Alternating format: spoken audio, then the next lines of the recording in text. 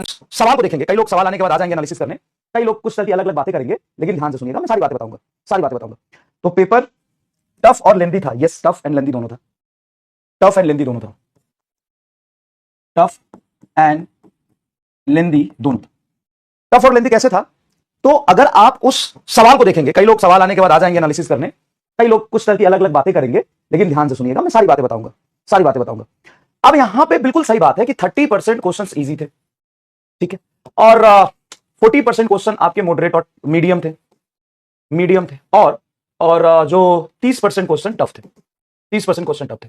अब बात यह है ये जो 30% क्वेश्चन थे, इसको सॉल्व करने में मिनिमम वहां पे मतलब कुछ ही क्वेश्चन थे, ऑन एन एवरेज मैं बोलूं तो 1.5 से 2 मिनट के आसपास लग रहा था, 155 मिनट लग रहा था। ये क्वेश्चन को सॉल्व करने में घर पे सॉल्व करो तो भी 2-3 मिनट लगे, एग्जाम में और प्रेशर के साथ सॉल्व करते तो मिनिमम 4-5 मिनट लग रहे थे, और इस ये क्वेश्चन थे जिसमें 6 से 7 मिनट लग रहे थे, 6 से 7 मिनट लग रहे थे। बात यह है ही नहीं कि पेपर कैसा है, बात यह है नहीं क्वेश्चन टफ है कि इजी है, बात यह है कि नीट स्पीड एंड एक्यूरेसी का गेम है, और उसी माइंडसेट से हम पेपर करने जाते थे। किस माइंडसेट से? स्पीड एंड एक्यूरेसी के माइंडसेट से हम पेपर करने जाते थे, ठीक है ना, स्पीड एंड एक्यूरेसी से। अब स्पीड एंड एक्यूरेसी से तुम करने जाओगे, अब बताओ अगर यहां पे टोटल पेपर करने में तुमको फिजिक्स में ही जैसे 15-15, और मैं ये मान सकता हूं कि कुछ 12-15 क्वेश्चन ये हो गए, 12-15 क्वेश्चन ये हो गए, 20 क्वेश्चन के आसपास ये हो गए, तो अगर 20 क्वेश्चन है तो 20 यही 60, 1 घंटा तो इसी में लगेगा, और मिनिमम 1 घंटा इसमें लगेगा, तो 2 घंटे का तो पेपर हो गया, 2 घंटे तो पेपर हो गया।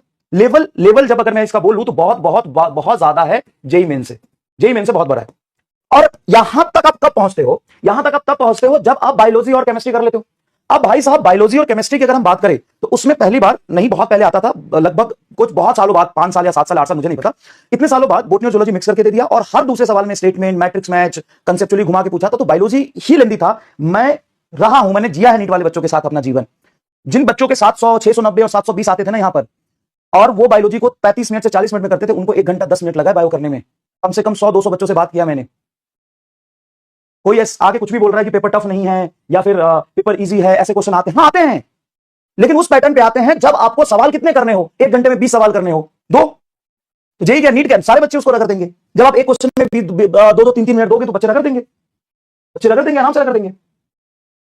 लेकिन जब आप बायोलॉजी करने में 1 घंटा समय, 1 घंटा 10 मिनट समय दे देते हो, फिर केमिस्ट्री भी थोड़ा मॉडरेट एंड टफ था, केमिस्ट्री करने में आपका 45 मिनट से 1 घंटा से सवा घंटा लग जाता है। अब बताओ 45 मिनट में ये कैसे सॉल्व होगा जो 2 घंटे का पेपर है? तो प्रॉब्लम इज नॉट कि क्वेश्चन बहुत टफ हो गए, प्रॉब्लम इज कि इररिलेवेंट पेपर हो गया। बात टफ की है ही नहीं, इसको मैं काटो नहीं, टफ नहीं, इररिलेवेंट है, इररिलेवेंट है। फिजिक्स केमिस्ट्री एंड बायो का बच्चा, फिजिक्स केमिस्ट्री एंड बायो का बच्चा सिलेबस में फिजिक्स की चीजें, केमिस्ट्री की चीजें, बायोलॉजी की चीज करता है, हम उसको नाम मात्र का बेसिक मैथ पढ़ाते हैं साहब, और इस बेसिक मैथ के भरोसे वो फिजिक्स को अटेम्प्ट करता है। अब एक बच्चा ऐसा है जो मैथ सिलेबस में पढ़ता है, बहुत अच्छे तरीके से मैथ उसको अच्छा आता है, अब वो इस पेपर को करेगा, तो उसके लिए यही 3-4 मिनट शायद हो सकते हैं, 1-2 मिनट हो, लेकिन जिसका सिलेबस में मैथ नहीं है वो कैसे करेगा? सर मैथ आनी चाहिए, अभी डबल डिफरेंशिएशन कैसे करेगा? सर डबल डिफरेंशिएशन आनी चाहिए, वो सरफेस टेंशन के फ्लूइड के सवाल में कैसे लगाएगा? हाफ एंगल फॉर्मूला, तो ये आसान है मैथ वालों के लिए, मैथ वालों के लिए यही पेपर बोलोगे तो 1-2 मिनट का होगा, क्योंकि मैथमेटिकली उनको करना होता है, वो मैथमेटिक्स बहुत तेजी में सॉल्व करते हैं जब वो मैथ पढ़ रहे होते हैं, मैथ का प्रॉपर क्लास होता है। लेकिन जैसा जेई मेन में मैथ का सेक्शन आता है ना बेटा, ऐसा ही आता है, उसमें भी 25 में से बच्चे 16, 12, 18 ही मैथ कर पाते हैं। वही पैटर्न यहां पे फिजिक्स में हो गया, वही पैटर्न फिजिक्स में हो गया था। तो बात यह है ही नहीं कि पेपर टफ है कि इजी है, क्वेश्चन कैसा है? क्वेश्चन तुम 6 घंटे दे दो यही नीट के पेपर को, बच्चा इसमें 700 नंबर, 710, 720 नंबर लाएगा, मैं लिख के देता हूं लाएगा, लिख के देता हूं लाएगा, 720, 710, 705, 695 बच्चा लाएगा, बच्चा लाएगा, बड़े प्यार से लाएगा। तो जेई में टेम्परामेंट अलग होता है। अब जेई वाला कोई बच्चा या कोई भी बोले ये सवाल इजी था, ये तो ऐसा है, हाँ इजी है, टाइम दे दो ना, टाइम की रिस्पेक्ट में चीजें होती है। यही नीट का पेपर, ईमानदारी से बताओ, एकदम ईमानदारी से, तुम्हारे घर में भैया दीदी कोई भी होंगे, ईमानदारी से बताओ, यही नीट का पेपर अगर तुमको 5 घंटे में करने हो तो क्या करते? बड़े आराम से करते, बड़े आराम से करते, 4 से 5 घंटे में यही पेपर बड़े आराम से करते, बड़े प्यार से करते। प्रॉब्लम ये है बेटा, प्रॉब्लम है। अब आते हैं सॉल्यूशन पे, अब आते हैं सॉल्यूशन पे।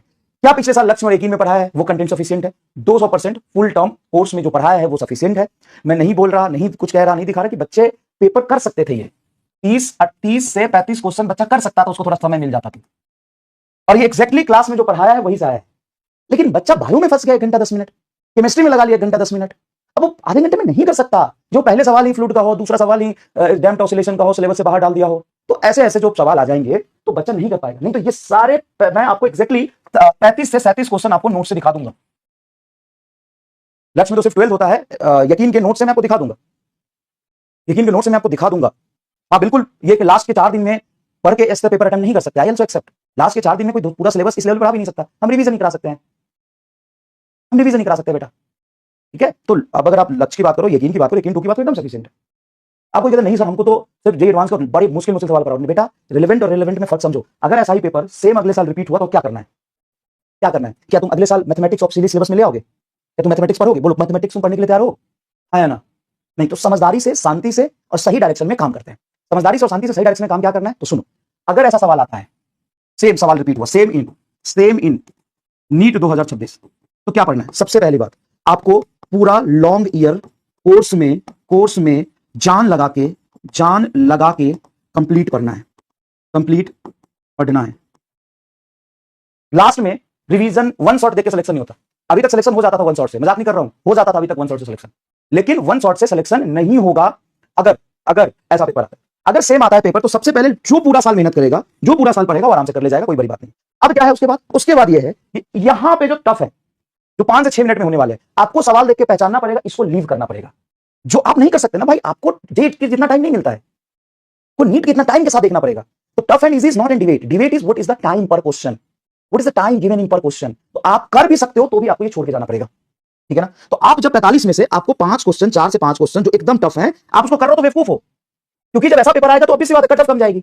जैसा जेई में होता है, जेई में 20 क्वेश्चन में से अगर 6-7 क्वेश्चन कर लो तो आप चले जाते हो आईआईटी दिल्ली में, समझो इस बात को, आप चले जाते हो आईआईटी दिल्ली में। तो आपको यह समझना पड़ेगा कि ऐसा हो तो कट ऑफ कम होगा, हमें इंटेलिजेंटली सबसे पहले ये ढूंढ के करना पड़ेगा पेपर में। ये होता है सही तरीका। आपको मैं जेई एडवांस के 50 क्वेश्चन करा सकता हूं, क्या कर लोगे? आप ये ईमानदारी से बताओ, क्या मैं यहां से पढ़ाने लग जाऊं, जेई एडवांस के पीवाईक्यू कराने लग जाऊं, जेई मेन के क्वेश्चन कराने लग जाऊं, इडो के सवाल कराने लग जाऊं? वो सॉल्यूशन ही नहीं है, क्योंकि ये टफ पेपर में भी अगर मैं इस 8-10 क्वेश्चन को छोड़ दूं तो यहां से ये जो भी 12 क्वेश्चन 15 क्वेश्चन थे वो करने लायक थे। जो बच्चा ये समझ गया कि हमको करना कैसे है, वहां तक पहुंचना कैसे, वो कर ले जाएगा। तो सबसे पहले कौन सा सिक्योर करोगे बताओ? ये तो सबसे पहले ये करेंगे बेसिक। और यहां पे बात कैपेबिलिटी की नहीं है, बात सिलेबस की है, बात रिलेवेंसी की है। बात ये है कि फिजिक्स केमिस्ट्री बायो है हमारे सिलेबस में, समझो इस बात को, बात रिलेवेंसी की है, ठीक है ना। तो आपको क्या करना पड़ेगा, सबसे पहले हमें ये क्वेश्चन लीव करना पड़ेगा, जो आपके 4-5 क्वेश्चन टफ क्वेश्चन है वो आपको एग्जाम में लीव करने की आदत डालनी पड़ेगी, और बेसिक क्वेश्चन आपको ढूंढ के करना पड़ेगा। आज भी अगर कोई कट ऑफ जो इस पेपर का जाएगा वो 525, 520, 530 के राउंड जाएगा, ठीक है सर, हो गया। लेकिन सर लैंग्वेज लेंदी है सर, इसका क्या करेंगे? तो देखो इसका क्या करेंगे, हम पिछले साल भी, कोई नया बात नहीं है, पिछले साल कितने असाइनमेंट दिए आप अपने सीनियर से पूछना, बहुत असाइनमेंट दिए हैं। अब वही असाइनमेंट सब बच्चों ने किया नहीं किया। यकीन प्लस मैं लेके आया था, मुझे पता था पेपर टफ होगा सर, आपने तो इसी बोला था। जेई मेन जब 11 जनवरी में अटेम्प्ट हुआ था, उसके बाद जेई मेन जनवरी का पेपर देख के, जेई मेन अप्रैल का पेपर देख के, मई अटेम्प्ट का पेपर, सॉरी अप्रैल अटेम्प्ट का पेपर देख के मैंने बोला था कि नहीं यार, तब मैं बच्चों को मुश्किल करा तो रहा हूं। यकीन प्लस नाम तो सुना होगा, बहुत मेहनत करी थी इसमें, और ये जो बच्चा करके आया होगा, पूरा पढ़ा होगा, उसको फायदा हुआ होगा ऐसे पेपर में। और वैसे लेक्चर आपको भी देंगे, ठीक है, जिससे ये वाला सेक्शन अच्छे से कंप्लीट हो जाए। अब अगर ऐसा पेपर आता तो ये तो छोड़ना ही है 3-4 क्वेश्चन, आप नहीं कर सकते हो, घर पे भले ही कर लोगे, लेकिन वहां पे टाइम लगा के नहीं कर पाओगे, समझो बात को। पेपर 180 मिनट का ही होना है, पेपर ले लिया तो बायो में 1 घंटा ले जाएगा, केमिस्ट्री 1 घंटा ले जाएगा, तो 1 घंटे में नया सवाल सोच के 5-6 मिनट लगा के भी 4 नंबर मिलने हैं, और यहां से भी 4 मार्क्स मिलने हैं। पैनिक होके कुछ भी परेशान होने से नहीं होगा, यहां से भी आपको मिलने हैं 4-5 मार्क्स, पैनिक हो जाने से, परेशान होने से नहीं होगा, ठीक है। तो क्या करना है, जब पेपर ऐसा आएगा फाइनली, तो हमको ये 5 क्वेश्चन देख के पता चल जाएगा, अजीब सा लैंग्वेज और वैसा डायग्राम और लिखा होगा, तो उसको हम देख के समझ जाएंगे कि सर ये तुमको नहीं करना है, समझ गए, ये तो हमको नहीं करना है। चलो ठीक है सर, समझ जाएंगे नहीं करना है। उसके बाद क्या करेंगे सर जी? उसके बाद वो क्वेश्चन छोड़ देंगे हम, 4-5 क्वेश्चन बेसिक क्वेश्चन ढूंढ के टुक ढूंढ के करेंगे, और फिर प्रैक्टिस इतनी करेंगे कि जो मॉडरेट क्वेश्चन है वो भी हमसे 80% हो जाए। इसके लिए हम अच्छे लेवल की प्रैक्टिस करेंगे। कैसे करेंगे अच्छे लेवल की प्रैक्टिस? सर 12th जितना कराएंगे लक्ष्य मुक्त हो जाएगा, हाँ थोड़ा बहुत यकीन प्लस की जैसे लेक्चर बना के दूंगा और असाइनमेंट दूंगा, उसको ढंग से सॉल्व कर लेना सर। लेकिन हमारा 11th बेस्टेड है, तो 11th के लिए प्रॉपर मैं थोड़ा सा टाइम इन्वेस्ट करता हूं, समझता हूं कितने टाइम में 12 कैसे चलेगा, उसमें 11 कैसे कर सकते हैं। आपको लेक्चर देंगे, गोल देंगे, मतलब टारगेट देंगे, ये लेक्चर यहां से देख लो, फिर मैं उसको सीट दूंगा और सीट क्लास में डिस्कस करूंगा। बेटा अगर पेपर थोड़ा भी मॉडरेट आता है तो सिर्फ मेरे मेहनत बहुत किया था मैंने पिछले साल भी बहुत, और आए भी है 36-37 क्वेश्चन में दिखा दूंगा, अभी तो मेरे क्लास में दिखा दूंगा।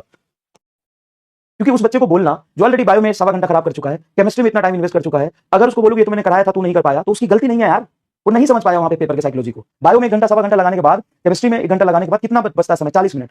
40 मिनट में कितना भी पढ़ा है वो सवाल आ जाए ना, बच्चा नहीं कर पाएगा लैंग्वेज देख के, जब लेंदी लैंग्वेज होगा तो इतना सफिशिएंट है भाई, इतना सफिशिएंट है। अब मैं 11th का आपको लेक्चर का गोल दूंगा। देखो चाहे कुछ भी पेपर आ जाए, पढ़ना तो वही सिलेबस है, फिजिक्स तो वही होगा, तो बदल नहीं जाएगा, सिलेबस तो वही रहेगा, सिलेबस तो वही रहेगा, हाँ सर सिलेबस वही रहेगा। तो आपको लेक्चर का गोल दूंगा मैं, वो गोल पूरा करना है, उस पर बेस्ट मैं खुद बनाऊंगा सीट क्वेश्चन का, उस क्वेश्चन को हम लाइव या रिकॉर्डेड में डिस्कस करेंगे, टाइम फ्रेम के साथ अभी से थोड़ा थोड़ा करेंगे तो हो जाएगा। अब चाहे कुछ भी हो, फिर मेरे मेहनत करने से नहीं होगा ना। पहले भी होता था, पहले भी जो बच्चा साल भर मेहनत करता था उसी का होता था, आज भी जो बच्चा साल भर मेहनत करेगा उसी का होगा। ऐसा नहीं है कि पेपर अगले साल ऐसा नहीं आ सकता, कैसा आएगा किसी को नहीं पता, शायद इस साल से थोड़ा इजी आ जाए, ठीक है ना। और जहां तक बात है कि मैंने बोला था पेपर इजी आएगा, क्योंकि जनवरी, और वो भी मैंने कब बोला था मैं बताऊं, साल भर में पढ़ाते पढ़ाते, अगर बच्चा क्लास किया तो उसको पता होगा, साल भर पढ़ाते पढ़ाते मैं यही बोल रहा था कि जनवरी के बाद बताऊंगा पेपर कैसा आएगा, मुझे तो अभी टफ लग रहा है। और टफ पेपर आएगा इसीलिए मैंने यकीन प्लस पिछली बार पढ़ाया था, इसीलिए पढ़ाया था, इसीलिए यकीन प्लस पढ़ाया था, समझ रहे हो, ठीक है भाई, इसलिए पढ़ाया था। तो पेपर इजी और टफ नहीं होता है, पेपर इजी टफ होता है पर क्वेश्चन कितना टाइम मिल रहा है, टोटल क्वेश्चंस कितने हैं, कितने टाइम में कितना क्वेश्चन करना है, इसकी वजह से होता है। क्या ये बात समझ में आया? कोई कुछ कह रहा है पेपर इजी है तो उसको बताओ कितने समय में कितना सवाल करना होता है, फर्क है। नीट स्पीड एंड एक्यूरेसी का गेम है और आज भी है, अब वही था, इसमें से हमें सेलेक्ट कर करके करने थे। समझ में आया कि नहीं आया?